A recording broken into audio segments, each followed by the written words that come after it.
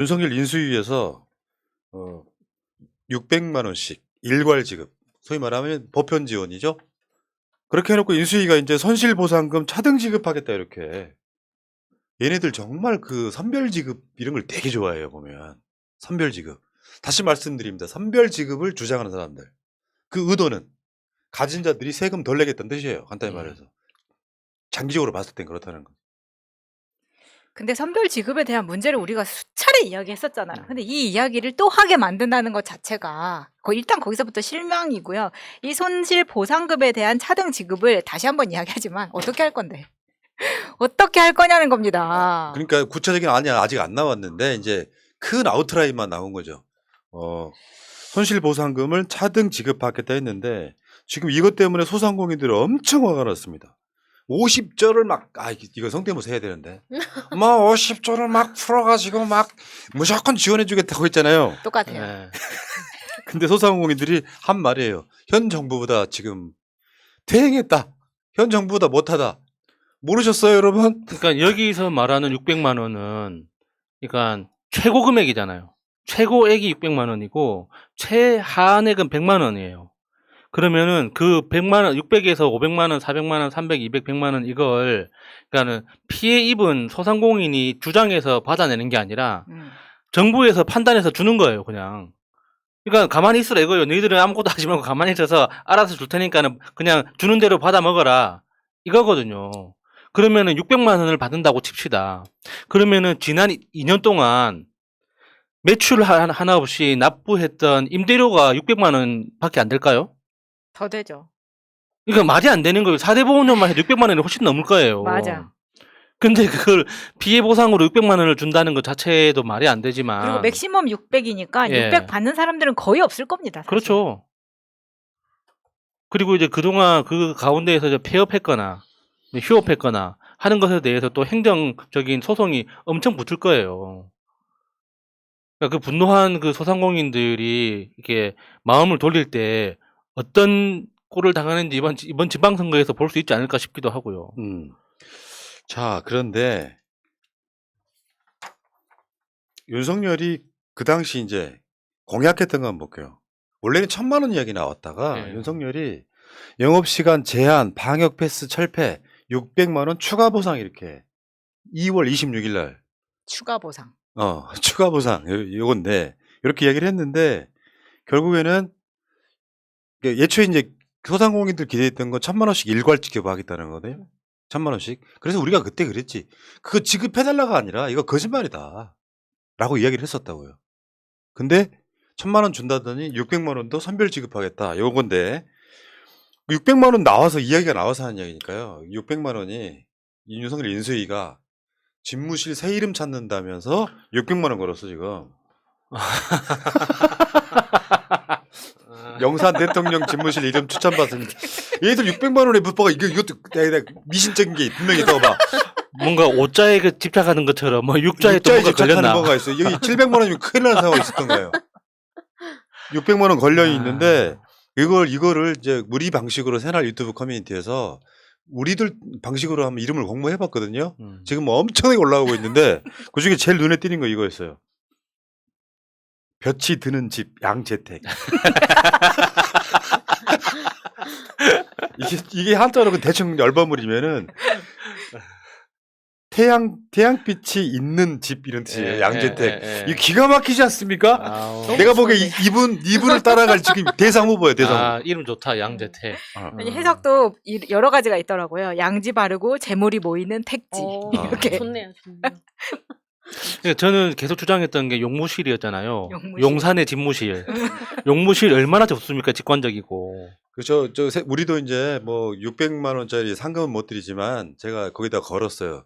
좋아요가 가장 많이 달린 그 댓글에 그분한테 우리 새날 하우스 1인 방청권. 1일 방청권. 출연하고 싶으면 출연도 시켜줄 거야. 그리고 6만 원짜리 저녁. 자, 근데 여러분들 분노할 지점은 지금이죠. 아까 말한 그 선별 지급하겠다라고 한 것에 대해서 이제 기자들이 물어봐요. 왜 선별 지급이냐. 안철수 씨가 아주 번색을 드러냅니다. 정부 지원금을 나눠줬더니 장사 잘 되신 분들 있잖아요. 네. 장사 잘 되신 분들은 그 돈으로 소고기 사 먹더라. 그러니까 선별 지급하겠다. 그러니까 장사 잘 되신 분들한테는 소고기 사 먹는 정도 여유가 있으니까 안 주고 장사 못하신 분들한테만 지원금 주겠다. 이렇게 이야기를 한 거야. 그러면은 소고기 장사하는 집에는 지원은 안 하겠네요? 소고기 집에는 지원하면 안 되잖아요, 이 논리면. 아우, 이거 보고 내가 아니 그냥 간단해. 또 답은 되게 간단한 거예요. 소고기 좀 사 먹으면 안 되냐? 아 정말 역겨워서 진짜. 그 소고기 사 먹는 거는 여유 있는 분들만 사 먹을 수 있는 겁니까? 그러니까 이게 분노할 지점이 이런 거죠. 안철수는 뿌리 깊은 곳에서부터 본인의 선민의식이 가득 차 있다는 사람입니다. 어떻게 지원금을 받아야 되는 그래야만 지금 연명을 할 수 있다는 계층이 니들이 소고기를 먹어? 이런 상황이잖아요. 아니 디저트 먹었으면 큰일 날 뻔했네. 요거 다른 의미에서 갈라치기예요. 코로나 시국에 장사 잘 되신 분도 있어요. 예. 근데 아까 이야기하셨잖아요. 그걸 구분해내는 게 쉽지 않다고. 그 상황에서 안 주려고 하는 명분을 지원금 나눠줬더니 소고기 사 먹을 만큼 여유 있는 분들이 있어서 차등 지급한다. 이게 말이 됩니까? 아니, 그러니까 이게 공약을 안 걸었으면은 뭐 진짜 손실 보상을 해주겠다는 차원에서 손실 많이 보신 분들 더 많이 지원해주겠다. 저 거기에 대해서 무조건 반대하지는 않습니다. 근데 반대하는 이 보편 지급을 반대하는 이유가 소고기 사 먹는 사람들이 있어서 같은 경우는 이거는 정치인이 할 말이 아니거든요. 그러니까 지금 대한민국 정도의 경제적인 규모, 이렇게 풍족해진 이 사회에서 한 달에 한 번 정도 소고기를 먹을 수 없는 정도로 어려운 사람은 사실 국가적으로 복지 시스템에 의해서 따로 배려가 되고 있죠.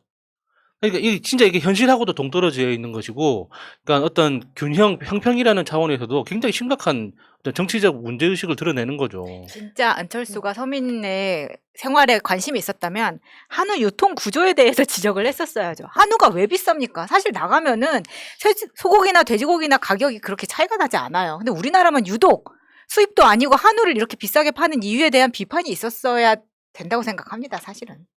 그러니까 이건 정말 말 잘못한 거고 쟤네들 생각이 이런 거예요. 후져요.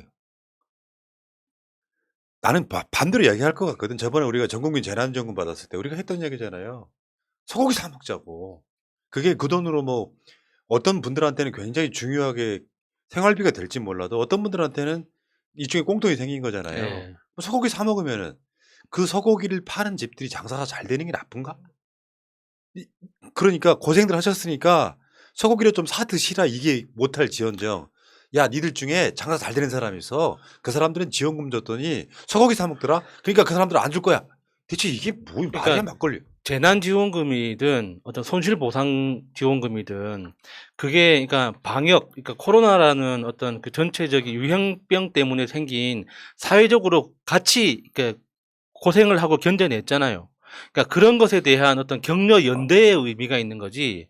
이 지원금을 주지 않으면 이 사람 내일 당장 굶어 죽고 이 손실보상하지 않으면 저 가게는 당장 폐업하게 생겼다. 그런 거 아니거든요.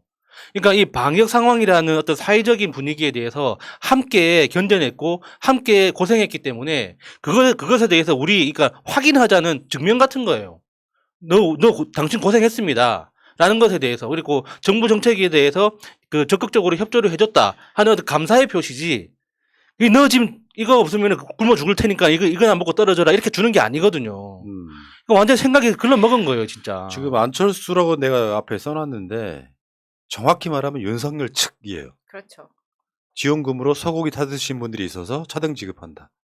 아, 같은 말이라도 이렇게 이딴 식으로 해버리면 정말. 그리고 아까 그 댓글창에 그런 논란이 생기는 거예요. 채식 중인 사람 어떡하냐. 아유, 참. 아니 뭐 지난번에도 말씀드렸지만 신라호텔 망고빙수가 85,000원인 상황에서 지금 소고기 먹는다고 뭐라고 하는 것 자체가 본인들 지금 인수위원회에서 진행하고 있는 취임식 파티 어떻습니까? 본인들 33억 플러스 알파 쓰고 있는 데다가 특급 호텔에서 초호화 파티를 하겠다는 사람들이 서민들한테는 지원금으로 니들 소고기 파티를 하겠다는 거니? 라는 식의 이게 너무 열받는 거예요. 기분 나빠요. 더군다나 저번에 박주선이 그랬잖아요. 50만 원 더 들어간다고. 청와대 영빈관 해서 거다. 근데 거짓말이더만 그게 뭐냐면은 그러니까 원래 그 취임식 돈은 행안부에서 책정을 하는 거라면서요. 그러니까 올해 이제 취임식은 윤석열 측이 33억 쓰겠다고 올린 건 아니야. 근데 아까 말한 그 태도 있잖아. 방송 초반에 말씀드렸던 태도. 그 태도에서 봤을 때 33억이지만 우리가 간소하게 하겠다가 아니라 예상 책정해 놓은 만큼 딱 그만큼 쓰는 거거든요. 근데 아까 말한 그 취임 만찬은 또 그 비용이 안 들어가. 근데 청와대 영빈관에서 하는 것보다 신라 호텔에서 하는 게 50만 원밖에 더 든다 이렇게 표현했잖아요. 알고 봤더니 청와대 영빈관에 나오는 음식 값은 빼고 해요. 아니, 그러니까 그런 식으로 지금 국민을 진짜 우롱하고 있다니까요. 너무 어이가 없어요. 알면 알수록. 그런데 거기에다 이제 비교할 때 포장마차, 그럼 연애를 포장마차에서 합니까? 뭐 이런 식으로 이야기하던데 마차로서 정말 기분이 안 좋아요. 아니 서민들은 그러면은 지들 맨날 선거 있고 할 때는 오뎅 떡볶이 시장에서 먹으면서 그러면 그게 소주민 수준에 맞춰서 이야기, 그러니까 그런 퍼포먼스를 그러네. 하는 거잖아요. 그럼 만찬을 새날 마차에서 합니까? 참. 아이고. 알겠습니다. 소고기 열받네. 소고기 먹으러 가자. 이따 끝나고. 안 되겠다. 어쩌고 이건데 진짜.